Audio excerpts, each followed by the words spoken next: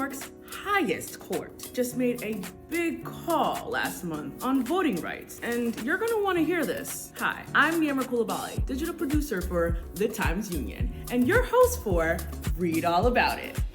Today, we're reading Top Court Rejects Bid to Strike Down Voting Law by staff writer Sarah Trafton. The New York State Court of Appeals shuts down the town of Newburgh's attempt to block a portion of the New York State's Voting Rights Act last month. Here's a quote from the article. The State Court of Appeals held that the Orange County municipality did not have the standing to challenge the voter dilution provisions in the Voting Rights Act, legislation meant to protect the electoral powers of minority voters. The decision leaves in place an appellate division ruling that reinstated a lawsuit brought by 6 Newburgh voters who alleged the town's election system weakens the voting strengths of Black and Hispanic residents. So let me break this down in simpler terms for you. The town of Newburgh is pushing back against claims of voter dilution. 6 residents sent a formal letter back in January of 2024, noting the lack of diversity in the town's election board process. According to the residents' personal findings,